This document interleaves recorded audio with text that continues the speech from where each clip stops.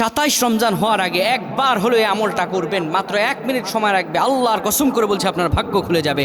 আপনার নিজের জন্য, ব্যবসা বাণিজ্যের জন্য, সন্তানের জন্য, বিদেশের জন্য, বিদেশে পরে আটকা পড়েছেন, কোনো কাজ করতে পারছেন না, সন্তান হচ্ছে না, আল্লাহর কাছে চান, এই আমলটা 1 মিনিট সময় লাগবে, আপনার ভাগ্য খুলে যাবে।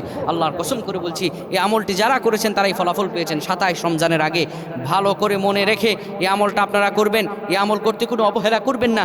আপনি এই আমলটা শোনা মাত্রই অন্যের কাছে এটা শেয়ার করে দিবেন।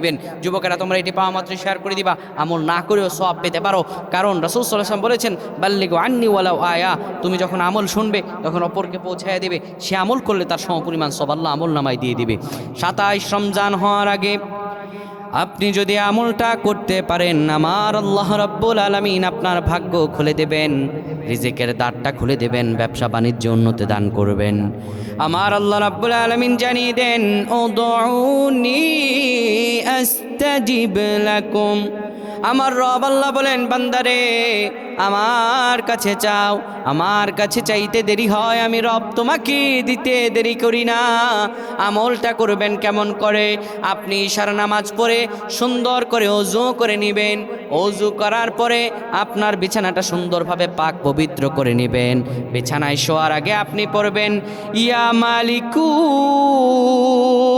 ইয়া মালিকু, 100 বার পড়বেন। এরপরে ইয়া খাবিরু ইয়া খাবিরু 100 বার পড়বেন। এরপরে 10 বার দুরূদ শরীফ পড়বেন। এরপরে 10 বার আর রহমান পড়বেন।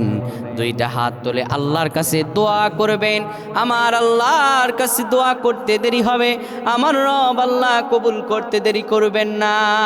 আল্লাহুম্মা আমিন।